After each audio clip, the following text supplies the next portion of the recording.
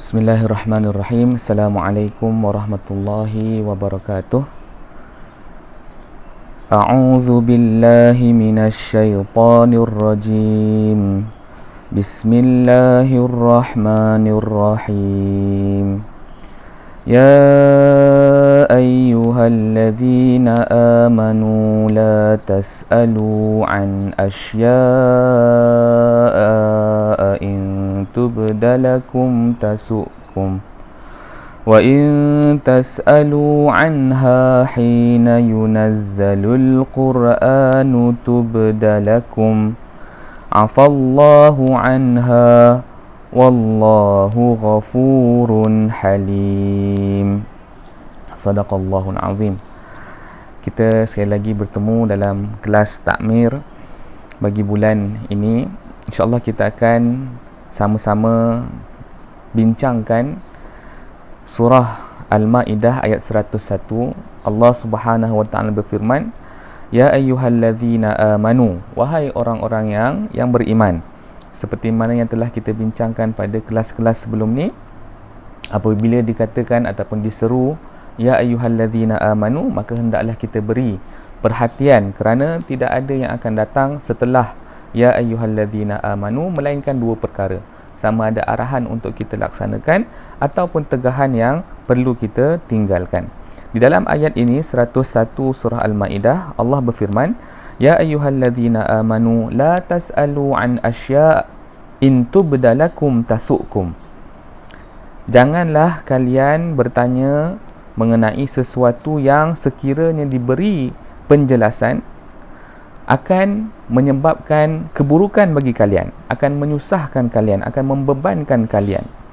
Wa in tas'alu anha hina yunazzalul Qur'an, akan tetapi apabila ataupun sekiranya kalian bertanya mengenainya ketika diturunkan Al-Quran, yakni untuk mendapatkan penjelasan ataupun keterangan daripada apa yang disampaikan dalam Al-Quran, tubdalakum afallahu anha, maka Allah akan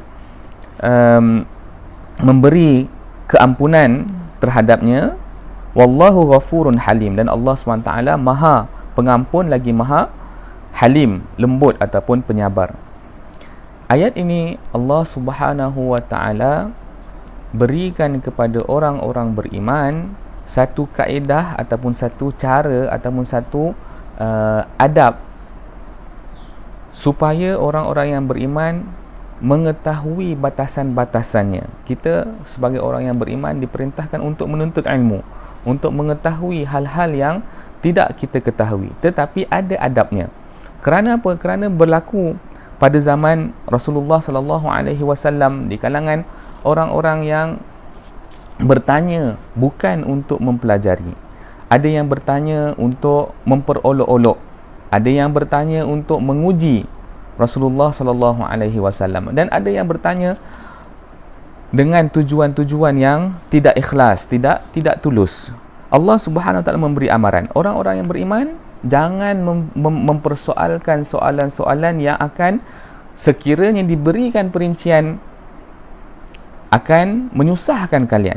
Tetapi Allah kemudian mengajarkan kepada kita soalan yang dibenarkan. Bagaimana soalan yang dibenarkan?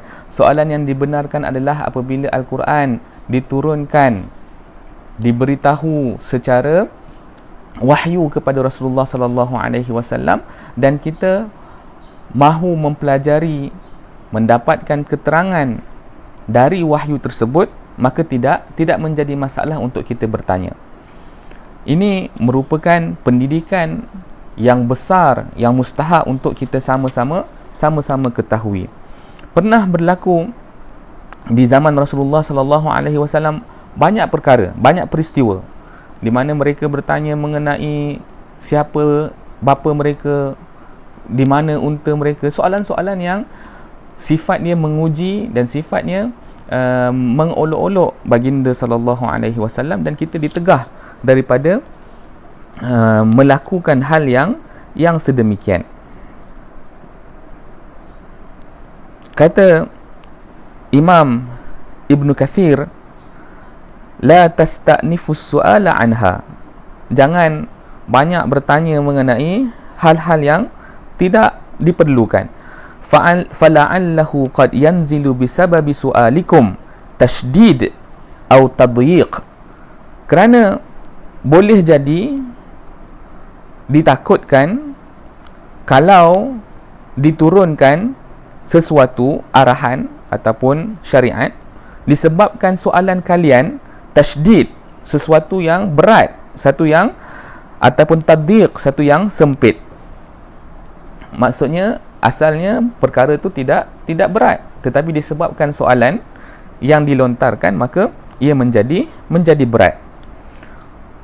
Walakin idza nazala al-Quran biha mujmalatan, akan tetapi sekiranya Al-Quran diturunkan padanya, yakni pada hal tersebut secara mujmalah, secara umum ataupun tidak ada perincian, fasa'altum an bayaniha, kemudian kalian bertanya mengenai keterangannya, perinciannya, buyinat lakum hina idzin lihtiyajikum ilaih, maka akan diberi keterangan mengenai hal tersebut kerana keterangan tersebut diperlukan.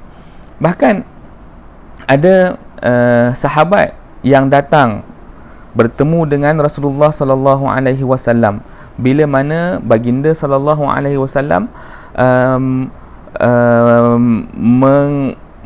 mengarahkan ataupun memberitahu mengenai fardu haji.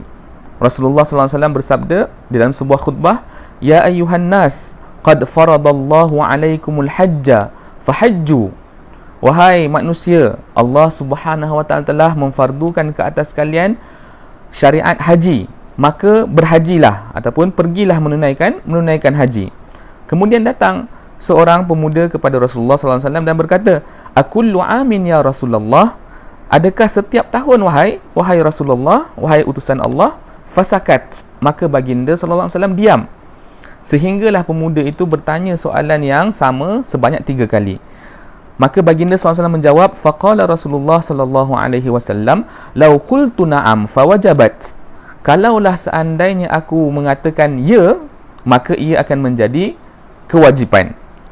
Walau wajabat lamastata'tum, dan sekiranya ia menjadi wajib, maka nescaya kamu tidak akan mampu untuk menunaikannya.